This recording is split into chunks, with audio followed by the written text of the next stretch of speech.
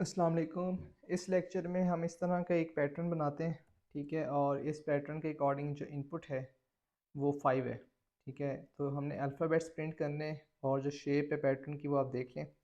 इसको step by step code करेंगे C plus plus के अंदर। So let me start. So basically अगर आप देखें कि नंबर ऑफ़ रोज़ कितनी है, तो I can add a loop int i equals 1, ठीक है। I is less than equal to n, ठीक है। आई प्लस प्लस एन वो वेरिएबल है जो मैंने ऊपर इनिशियलाइज़ किया है, इसकी वैल्यू है 5, ठीक है। ये मेरा जो लूप है वो है बेसिकली रोज़ के लिए, ठीक है। और उसके बाद आप देखें कि नंबर ऑफ़ कॉलम्स। सो यहाँ पर दो तरह की वेरिएशन है, ठीक है। लास्ट पैटर्न में तो हमने इंडेक्सेस रखे थे ना, ठीक है। यहाँ पर हमारी अप्रोच थोड़ी सी डिफरेंट होगी। वो ये कि देखें इनिशियली कुछ स्पेसेस प्रिंट होती हैं, उसके बाद कुछ करेक्टर्स प्रिंट होते हैं, ठीक है। और हर रो के अंदर बेसिकली कुछ कॉलम्स जो हैं वो स्पेसेस हैं, फिर जो कुछ कॉलम्स हैं, ठीक है, वो अल्फ़ाबेट्स हैं।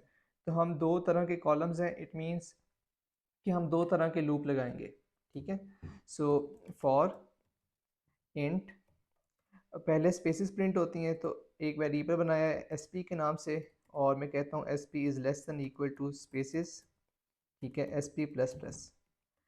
ये वो वेरिएबल सॉरी वो लूप है जो basically spaces initial spaces print करेगा। मैं यहाँ पे लिख देता हूँ। और स्पेसेस का एक वेरिएबल है जो हमें इनिशियलाइज़ करना पड़ेगा, वो कर देते हैं int spaces equals n minus one, ठीक है। ये आप कैलकुलेट भी कर सकते हैं, इतना मुश्किल काम नहीं है। Let me clear it. तो यहाँ पे कितने स्पेसेस प्रिंट होनी चाहिए, ठीक है। तो फ़िलहाल अगर 5 मेरी इनपुट है, तो फॉर द टाइम बीइंग मैंने 4 स्पेसेस ऐड किए हैं, एन माइनस वन का ये मतलब है। तो मैं कह सकता हूँ सी आउट स्पेस, ठीक है। और इसके बाद हमारे पास कुछ अल्फ़ाबेट्स जो हैं वो प्रिंट होते हैं, ठीक है। तो उसके लिए मुझे एक लूप लगाना पड़ेगा, उसके अंदर भी कुछ वेरिएशन है, तो एक लूप में लगाऊंगा जो अल्फ़ाबेट्स प्रिंट करेगा। सो फॉर इंट अल्फ़ा, ठीक है। अल्फ़ा एक वेरिएबल है इंटीजर इक्वल्स वन, ठीक है। और हम कह सकते हैं alpha is less than equal to number of alphabets, ठीक है, कि कितनी अल्फ़ाबेट्स जो हैं वो प्रिंट होने चाहिए। सो अल्फ़ा प्लस प्लस। अगर आपको ये वेरिएबल के नेम कंफ्यूजिंग लगते हैं, तो आप अपनी मर्ज़ी की वेरिएबल लाइक यहाँ पर जे यूज़ कर सकते थे, ठीक है। सो सी आउट स्टैटिक। सबसे पहले तो हमने वो शेप प्रिंट करनी है, ठीक है। तो नम अल्फ़ाबेट्स मेरा एक वेरिएबल है जो मैं इनिशियलाइज़ कर देता हूँ। पहली रो के अंदर जो है वो एक ही अल्फ़ाबेट है, उसके बाद 3 है, ठीक है। उसके बाद 5 है अल्फ़ाबेट्स, नंबर ऑफ़ अल्फ़ाबेट्स, फिर 7 है and up to so on. So जो वेरिएबल है इनिशियलाइज़ करेंगे हम 1 के साथ, ठीक है। और हर अगली रो में इंक्रीमेंट बाय 2 करेंगे, ठीक है, क्योंकि 1 से फिर 3 है, और फिर 3 के बाद 5 है, ठीक है, सही है। सो बेसिकली हर रो के लिए हमें हमें पहले सी आउट हैंडल करना है, ठीक है। और जो नम अल्फ़ाबेट्स हैं, ठीक है, इसको प्लस इक्वल टू 2 करना है, ठीक है। और चलें एक काम करते हैं, यस, बल्कि मैं बाद में इसको एग्जीक्यूट करता हूँ। आई थिंक अभी तक हमारी काफ़ी प्रैक्टिस हो चुकी है, और जो स्पेसेस है उसको मैं इंक्रीमेंट डिक्रीमेंट बाय 1 कर रहा हूँ फॉर द टाइम बीइंग, ठीक है। बाद में इसको चेंज करते हैं। सो लेट्स सी ये क्या होता है। Let me clear the terminal first. अच्छा, वो उसने मुझे एरर दिया है, तो यहाँ पे बेसिकली मैंने सेमी कॉलन मिस किया हुआ है। Late me compile and execute.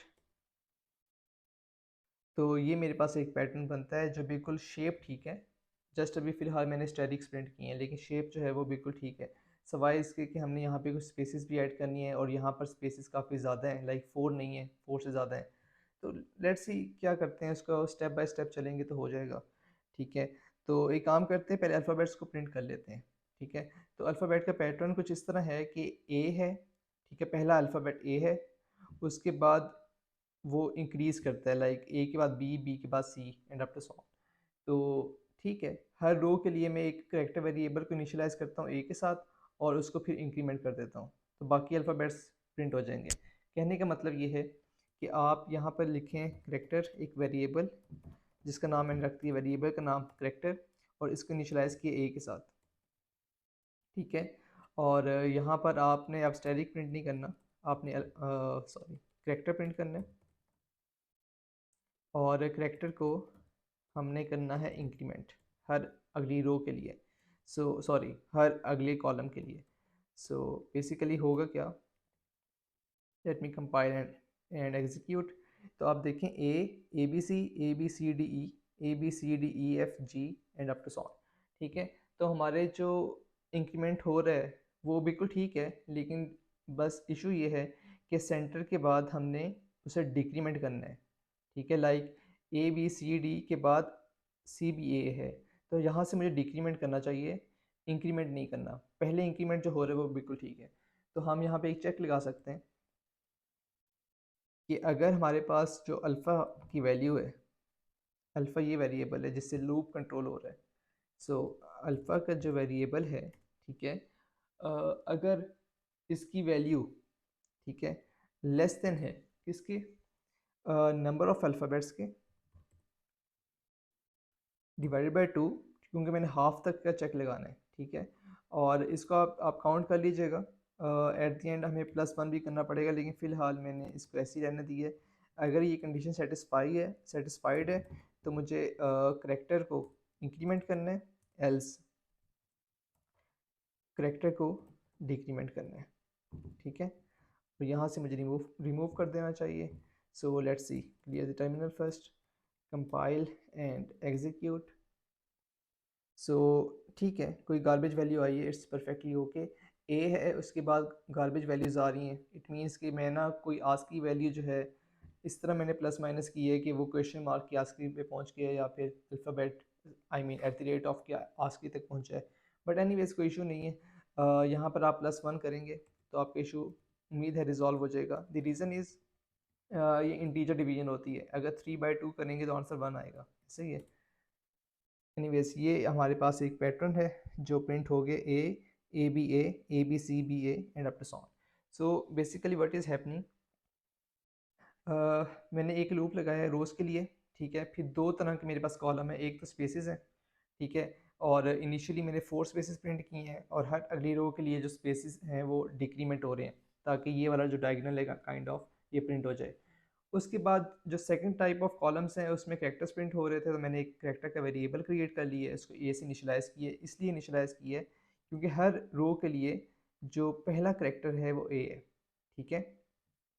उसके बाद मैं इस कैरेक्टर की आस्की में हमेशा इंक्रीमेंट कर रहा था, तो वो A B C D E F G and up to so on आ रहा था, ठीक है।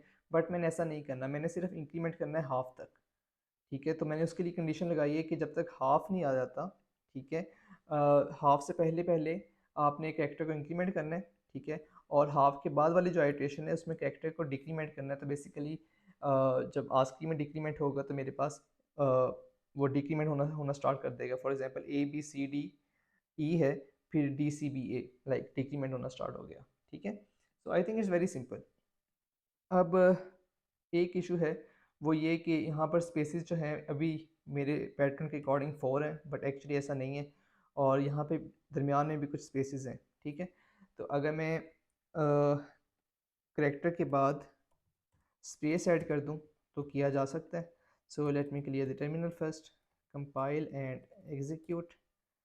तो ये पैटर्न बिल्कुल ठीक है, but the issue is initial spaces, ठीक है। इनिशियल स्पेसेस जो हैं वो अब 4 नहीं, 4 से ज़्यादा हैं। सो आप इसे काउंट कर लीजिएगा, इतना मुश्किल नहीं है। 1 2 3 4 5 6 7 8, ठीक है। इट मीन्स कि मुझे मल्टीप्लाई बाय 2 करना है। 4 स्पेसेस के लिए पैटर्न गलत बन रहा है, बेसिकली यहाँ पर 8 स्पेसेस होनी चाहिए। तो अगर मैं मल्टीप्लाई बाय 2 कर दूँ तो कोड मेरा जेनेरिक हो जाएगा। So what I can do is n-1 multiply by 2. So let me clear the terminal. अच्छा, अब स्पेसेस को 1 से डिक्रीमेंट करना चाहिए या फिर 2 से, चेक कर लेते हैं, ठीक है। चला के चेक कर लेते हैं, पैटर्न सही नहीं बना कोई इशू नहीं है। बेसिकली आप स्पेसेस का मसला है और कोई इशू नहीं है। जब आपने स्पेसेस को अगली रो के लिए डिक्रीमेंट करना है तो 1 से डिक्रीमेंट ना करें, -=2 कर दें। ये पता चला मुझे हिट एंड ट्राई से, ठीक है। ज़रूरी नहीं है कि आपने सारी लॉजिक पहले बनानी है उसके बाद कोड करना है। कोडिंग करते करते आपको बहुत सी बातें समझ आ जाती हैं। तो ये हमारा पैटर्न बन जाएगा। और अब मैं इसको डिफरेंट इनपुट के लिए चला के देख लेता हूँ, फॉर एग्जांपल 9 के लिए। So let me clear it, compile and execute. तो ये हमारा पैटर्न बनता है and I think it's very easy. और ये पैटर्न बहुत इंपॉर्टेंट है अगर आपने फॉर एग्जांपल ये एक्सरसाइज सॉल्व करनी है, ठीक है। ये मेरे ऑनलाइन कोर्स का एक है लेक्चर जिसमें हमने इस तरह का एक पैटर्न बनाना है, ठीक है। ये बाय द वे हमने सिंगल लूप से बनाया था क्योंकि कुछ यूनिवर्सिटीज़ में सिंगल लूप से पैटर्न एग्ज़ाम में आता है, तो मैंने कवर किया हुआ है। बट ये अगर पैटर्न बनाना है तो आप एक दफ़ा ख़ुद प्रैक्टिस करें। मुझे उम्मीद है कि ये करने के बाद आपके लिए ये एक्सरसाइज काफ़ी आसान हो जाएगी। So thank you so much. इस कोर्स में इनरोल करने के लिए आप डिस्काउंट अवेल कर सकते हैं। इस वेबसाइट का लिंक भी डिस्क्रिप्शन में गिवन है, जस्ट ऐड अ प्रीव्यू। आप इस कोर्स में इनरोल करें विद द डिस्काउंटेड प्राइस और 50% ऑफ। इसके अलावा बाय वन गेट वन का मतलब ये है कि आप इस कोर्स में इनरोल करते हैं तो आने वाले दोनों में से कोई एक कोर्स आप फ्री ऑफ कॉस्ट एक्सेस कर सकते हैं। लाइक आप एक कोर्स लेंगे तो मैं आपको दूसरा कोर्स जो अपकमिंग है, जब ये पब्लिश होगा तो मैं आपको फ्री कूपन असाइन कर दूंगा। So thank you so much. उसका तरीका ये है कि आप ये गूगल फॉर्म फिल करेंगे, just click on this link. एक गूगल फॉर्म आएगा, वो आप फिल करेंगे और फ्री ऑफ कॉस्ट इस कोर्स में एक्सेस कर लेंगे। So thank you so much. कोई क्वेश्चन है तो आप मुझे कमेंट से पूछिए, ठीक है। मैं डेफिनेटली इसका आंसर करूँगा। Please subscribe my channel as well.